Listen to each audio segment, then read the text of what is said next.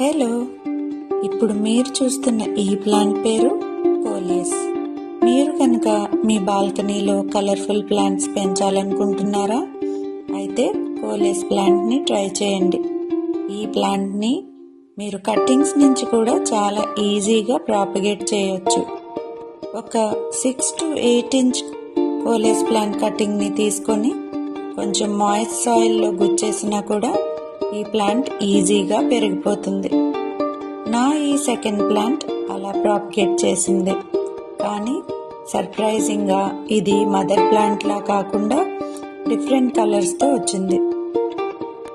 ఈ కోలియస్ ప్లాంట్ని బుషీగా చేయాలంటే ఎప్పటికప్పుడు ఈ ప్లాంట్ పై ఉన్న ఇలాంటి చిన్న చిన్న టిప్స్ని పెంచి చేసేయాలి.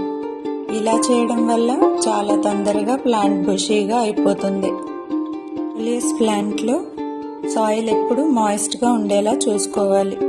అలా అని ఎక్కువ వాటర్ వేస్తే రూట్స్ రాట్ అయిపోతాయి. మీ కోలియస్ ప్లాంట్లో గ్రోత్ బాగా రావాలి అంటే వన్స్ ఇన్ 10 days ఏదైనా లిక్విడ్ ఫర్టిలైజర్ ఇవ్వండి. అంతేకాకుండా ఈ ప్లాంట్ని డైరెక్ట్ సన్లైట్లో పెట్టకుండా సెమీ షేడెడ్ ఏరియాస్లో పెట్టుకుంటే చాలా ర్యాపిడ్గా ఈ ప్లాంట్ పెరుగుతుంది. ఇంకెందుకు ఆలస్యం, వెంటనే కోలియస్ ప్లాంట్ని పెంచడం స్టార్ట్ చేసేయండి. మరి హ్యాపీ గార్డెనింగ్. Thank you.